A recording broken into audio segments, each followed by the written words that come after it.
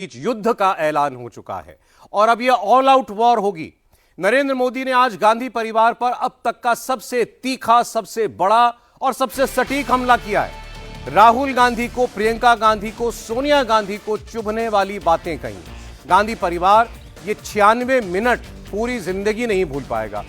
मोदी ने सीधा कहा कि इस परिवार का पुश्तैनी धंधा ही चोरी है। नरेंद्र मोदी ने कहा कि गांधी परिवार ने गांधी सरनेम भी एक गुजराती से ही चुराया है। और इसके बाद आज मोदी ने कुछ कांग्रेसी नेताओं का फेवरेट नारा मोदी तेरी कब्र खुदेगी ये कहकर, बार बार कहकर, करीब 18 बार कहकर कांग्रेस के पैरों के नीचे से जमीन खींच ली। और आखिर में मोदी ने सबसे बड़ा सच कहा। राहुल गांधी को दरअसल बीजेपी से प्रॉब्लम नहीं है, राहुल गांधी को आरएसएस से भी प्रॉब्लम नहीं है। राहुल गांधी को चाहिए प्रधानमंत्री की कुर्सी। राहुल गांधी प्रधानमंत्री की कुर्सी पर बैठना अपना जन्मसिद्ध अधिकार मानते हैं।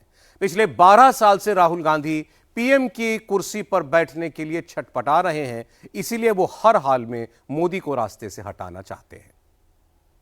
कांग्रेस मोदी की कब्र खोदने के कार्यक्रम के बाद मोहब्बत की दुकान खोलने वाले मोदी तेरी कब्र खुदेगी के नारे लगा रहे हैं। ये कौन सी मोहब्बत की दुकान है जो देश के ही किसी नागरिक के कब्र खोदने के सपने देखती हो?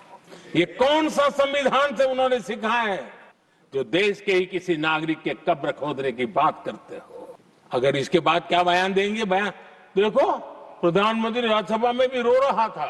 पिछले 25 साल से संसद का एक भी सत्र ऐसा नहीं गया, एक भी सत्र ऐसा नहीं गया जिसमें इस सदन के अंदर मोदी को गाली देने का काम न किया हो इन लोगों ने। और मुझे किसी ने पूछा था, मोदी जी आपके स्वास्थ्य का क्या राज है? मैंने कहा मैं डेली 2 किलो गाली खाता हूं। कांग्रेस के शातिर दिमाग जिनका है, ऐसे युवराज ने उनको गद्दार कह दिया। अहंकार कितनी 7वें आसमान पर पहुंच चुका है इनका। और ऐसे लोग कांग्रेस को नहीं डुबाएंगे तो क्या करेंगे? नरेंद्र मोदी ने ऐलाने जंग कर दिया है। दुश्मनों के लिए आखिरी चेतावनी जारी कर दी है। चीन चीन चिल्लाने वाले, बात बात पर किताब दिखाने वाले राहुल सुन ले, बंगाल में बैठी ममता भी सुन ले, यूपी में बैठे अखिलेश भी सुन ले। ये मोदी की कब्र क्यों खोदना चाहते हैं? ये सिर्फ नारा नहीं है, ये इनके भीतर पड़ी हुई नफरत का प्रतिबिंब है। 370 की दीवार गिरा दी, इसलिए वो मोदी की कब्र खोदना चाहते हैं। नॉर्थ ईस्ट में शांति और विकास का राह अपनाई, इसलिए वो मोदी की कब्र खोदने पर सोच रहे हैं। पाकिस्तानी आतंकियों को घर में घुस करके जवाब देते हैं, इसलिए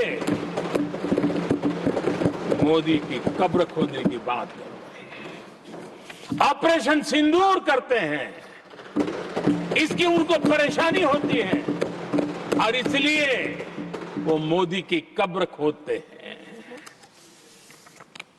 माओवादी आतंक से देश को मुक्ति दिलाने के लिए साहसपूर्ण कदम उठा रहे हैं, इसलिए मोदी की कब्र खोदती है आपको। उस सिंधु जल समझौते को हमने एबेंस में डाल दिया, क्या इसलिए आप मोदी की कब्र खोदने के नारे लगा रहे हो?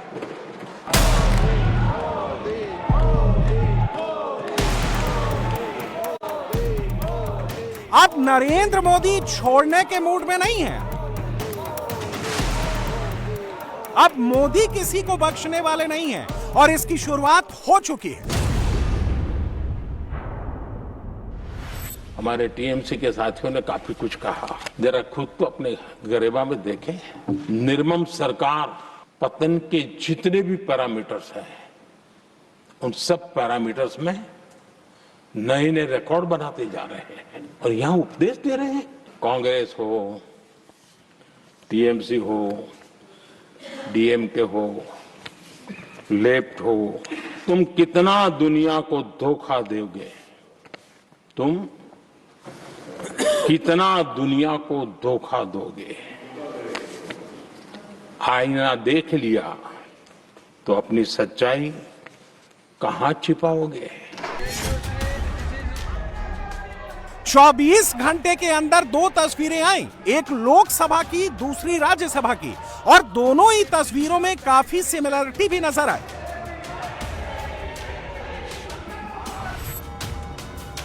लोकसभा में मोदी को रोकने के लिए राहुल ने क्या क्या नहीं करवाया। राहुल और प्रियंका के इशारों पर कांग्रेस की 7 महिला सांसद मोदी की कुर्सी तक पहुंच गई। 7 में से 3 तो दलित महिला सांसद थीं, जिन्हें राहुल ने आगे भेजा, जिसके बाद लोकसभा स्पीकर को मोदी से कहना पड़ गया, आप मत आइए, विपक्ष कुछ भी गलत कर सकता है। कल की घटना देश ने देखी है, किस तरीके से महिला सदस्य वहां तक पहुंची है, ये कोई उचित नहीं था। लेकिन आप इधर आसन में आकर जिस तरीके की घटना कर रहे हैं, ये उचित नहीं है। मेरे पास पुख्ता ऐसी जानकारी आई कि कांग्रेस पार्टी के कई सदस्य माननीय प्रधानमंत्री जी के आसन पर पहुंचकर कोई भी अप्रत्याशित घटना कर सकते थे। ये दृश्य मैंने सदन में देखा भी सही। अगर ये घटना हो जाती तो ये अत्यंत अप्रिय दृश्य देश के लोकतांत्रिक परंपराओं को तार तार कर देता। इसको टालने के लिए मैंने माननीय प्रधानमंत्री से आग्रह किया कि उन्होंने सदन में नहीं आना चाहिए। सदन के नेता ने उपस्थित न रह के मेरे आग्रह को मानकर सदन को अप्रिय दृश्य से बचाया। राज्यसभा में भी कांग्रेस और उसके पार्टनर्स की तरफ से बिल्कुल ऐसी ही कोशिश की गई। हंगामा किया गया, नारे लगवाए गए, मोदी की आवाज को दबाने की कोशिश की गई, तरह तरह के पैंतरे आजमाए गए। लेकिन विपक्ष भूल गया कि मोदी की आवाज को दबाना इतना आसान नहीं है, और मोदी जब जब गरजते हैं तब तब विरोधी खून के आंसू ही रोते हैं। आदरणीय सभापति जी, बड़ी दर्दनाक लोकसभा की घटना है, और शायद हताशा निराशा तो हम समझ सकते हैं, लेकिन इसके लिए देश के पवित्र लोकतंत्र के मंदिर को ही इस रूप में कर देना, और उस समय चेयर पर असम के ही हमारे एक माननीय सांसद बैठे थे, और उस समय कागज फेंके गए, टेबल पर चढ़ दिया गया। मोदी विरोधी इकोसिस्टम के प्लान की पूरी क्रोनोलॉजी समझिए। रविवार सुबह 11 बजे लोकसभा में बजट पेश किया गया। पूरे 87 मिनट तक लोकसभा के अंदर और बाहर शांति बनी रही, कहीं कोई हंगामा नहीं हुआ। इसके बाद अचानक राहुल के हाथ में एक किताब आ गई, और उस किताब के जरिए मोदी पर टारगेटेड अटैक शुरू हो गए।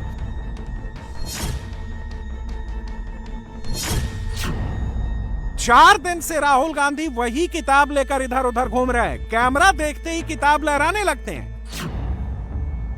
यहाँ पे मेन लाइन है जो प्रधानमंत्री ने कही, जो राहुल गांधी हिंदुस्तान के फॉर्मर आर्मी चीफ को कंधे की तरह इस्तेमाल कर रहे हैं, और जो किताब छपी नहीं उसे हथियार बनाकर मोदी पर निशाना लगाए जा रहे हैं। राहुल और उनकी पार्टी कभी अमेरिका चली जाती है, कभी ट्रम्प चिल्लाती है, मोदी को कायर, डरपोक, ना जाने क्या क्या बताती है। और जब इससे मन नहीं भरता तो देख लीजिए, कांग्रेस के नेता अपनी टाइमलाइन पर 140 करोड़ हिंदुस्तानियों के प्रधानमंत्री के लिए कितना आपत्तिजनक पोस्टर फैलाते हैं। मोदी की छवि को नुकसान पहुंचाने के लिए कैसी कैसी भद्दी भद्दी और घिनौनी तस्वीर घुमाते हैं। राहुल ने कांग्रेस के जिस नेता से ये पोस्टर घुमवाया, वो कांग्रेस के सोशल मीडिया का नेशनल कोऑर्डिनेटर है। सबूत आपके सामने है। यानी कभी अमेरिका की फाइल, कभी चीन की फाइल, कभी ट्रंप की फाइल, तो कभी जिनपिंग की फाइल। राहुल और उनका गैंग 4 दिनों से यही फाइलें घुमा रहा है।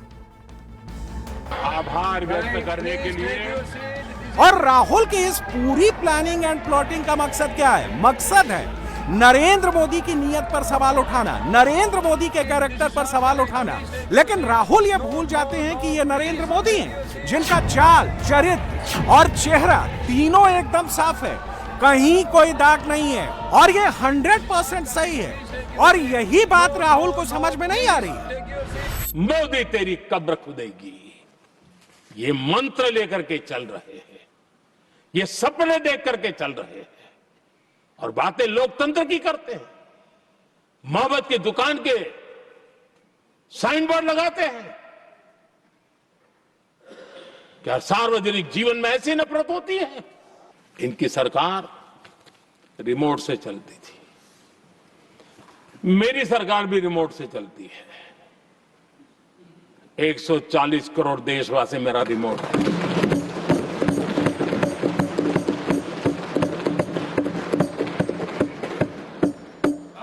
एक 140 करोड़ देशवासियों के सपने, 140 करोड़ देशवासियों की आकांक्षाएं, देश के नौजवानों के संकल्प, इनके लिए हम जीते हैं, इनके लिए सरकार चलाते हैं। सत्ता हमारे लिए सुख का रास्ता नहीं है, सत्ता हमारी लिए सेवा का माध्यम है। और इनका तो हाल ये है आदरणीय सभापति जी, अपने घर के स्टार्टअप को भी वो लिफ्ट नहीं कर पा रहे। दर्द जुबान पे आ रहा है, मोदी तेरी कब्र खुदेगी। ऐसे देश के कोटि कोटि जनों के आशीर्वाद जिस इंसान पर हो,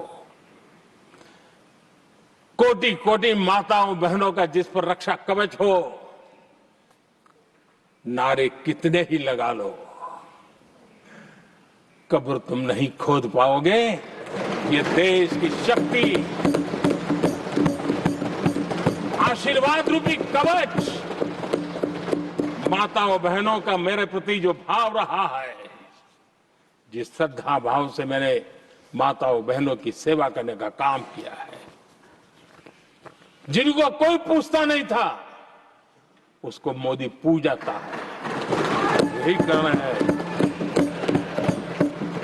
और ये आशीर्वाद ही है जो इनको चूभते हैं और इसलिए कब्र खोदना चाहते हैं।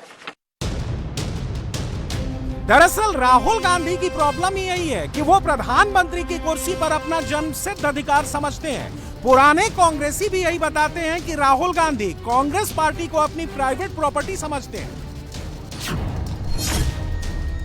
और कांग्रेस का इकोसिस्टम राहुल को ऐसे प्रमोट करता है जैसे देश में राहुल जैसा कोई नेता ही नहीं है।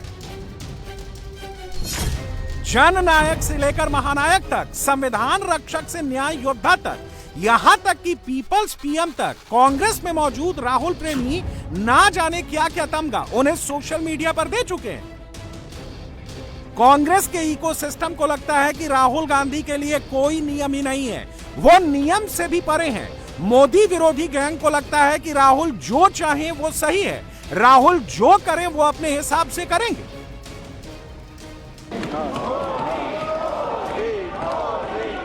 राहुल की खींच भी यही है कि वो बार बार, हर बार मोदी से हार रहे हैं। 14, 19, 24 में मोदी के आगे सरेंडर कर चुके हैं और इस वक्त सारे पोल, सारे सर्वे भी यही बता रहे हैं कि राहुल 29 भी हारेंगे, मोदी के सामने टिक नहीं पाएंगे।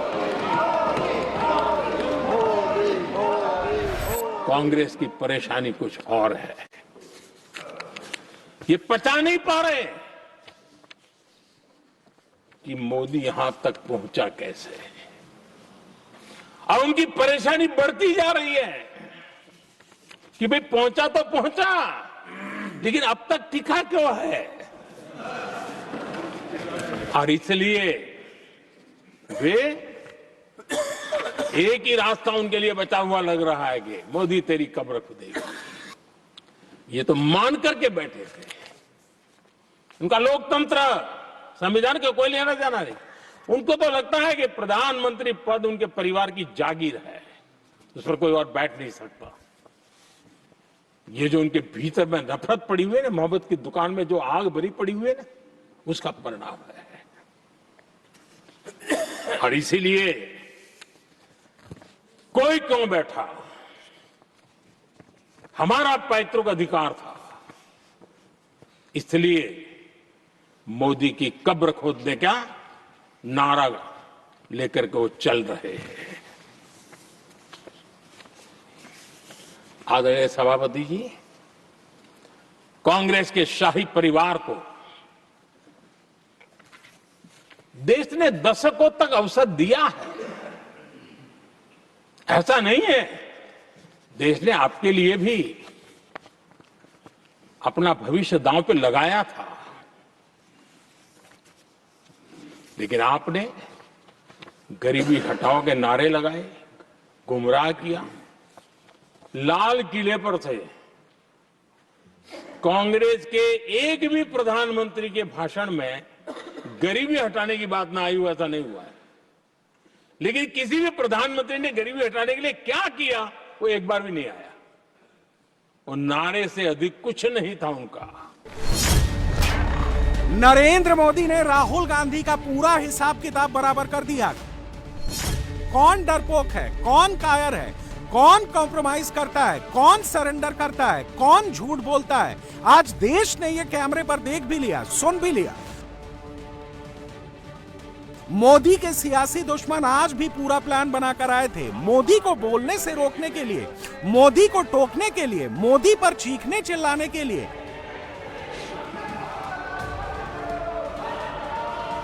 कांग्रेस और कांग्रेस के पार्टनर्स पहले से तय की गई स्ट्रेटजी के साथ सदन में पहुंचे थे। जैसे ही राज्यसभा में मोदी की एंट्री हुई, विपक्षी खेमे ने हंगामा शुरू कर दिया।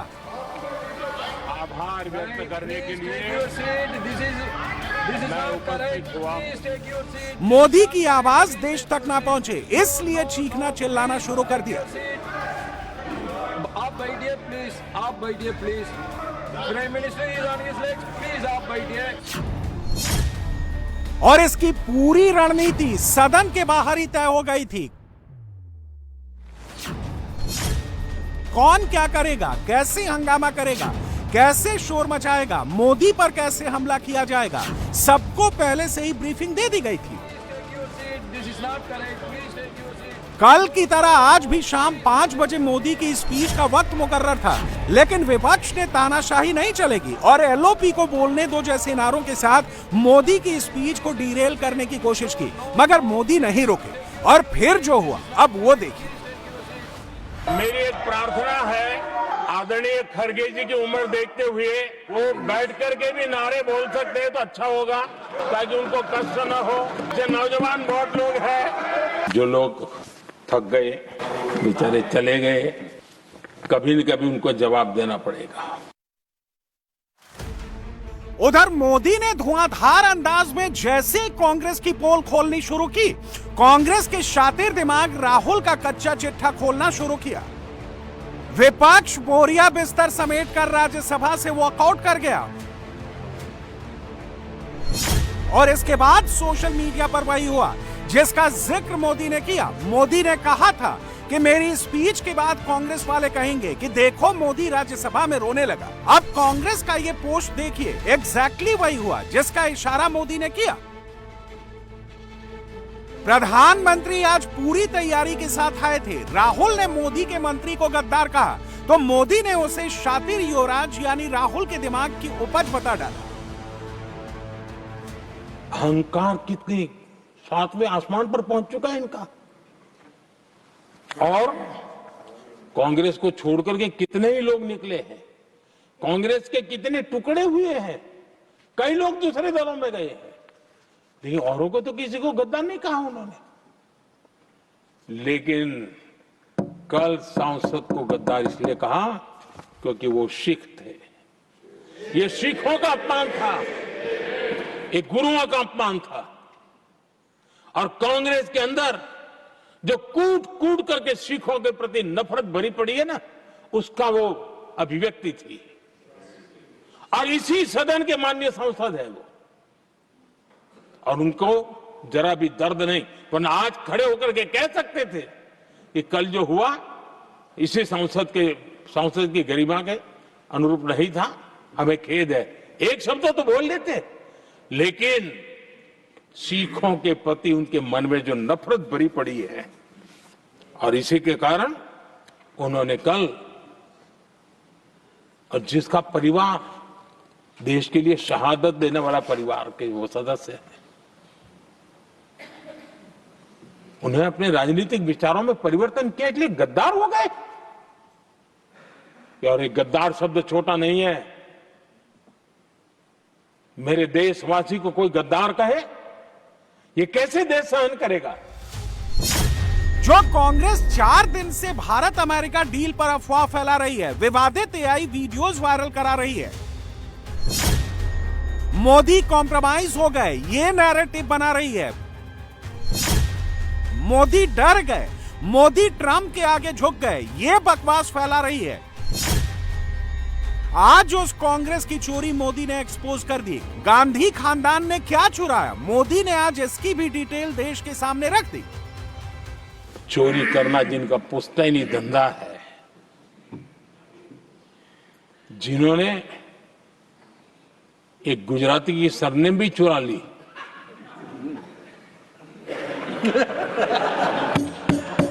महात्मा गांधी की सरनेम चुरा ली, ये लोग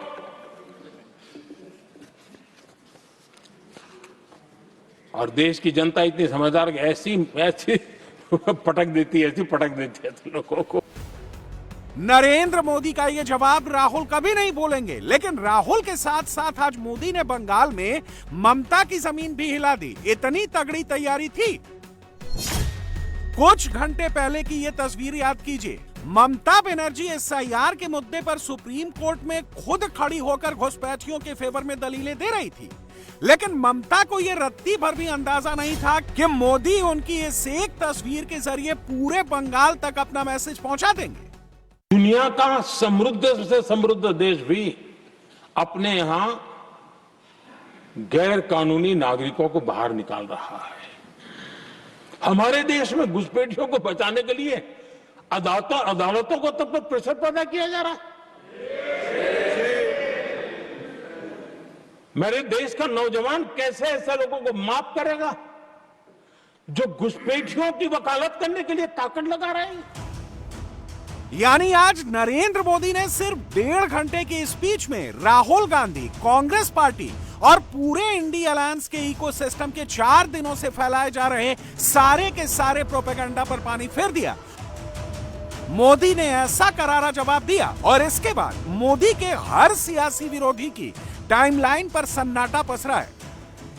नरेंद्र मोदी ने कांग्रेस और इंडिया अलायंस के मोदी तेरी कब्र खुदेगी वाली स्लोगन का वर्णन जिस अंदाज में किया, जिस तरह मोदी ने अपना एक एक काम गिनाया और देश को बताया कि मेरे काम करने की वजह से ही, देश को नई बुलंदियों तक ले जाने की वजह से ही राहुल और दूसरे विरोधी उनकी कब्र खोदना चाहते हैं।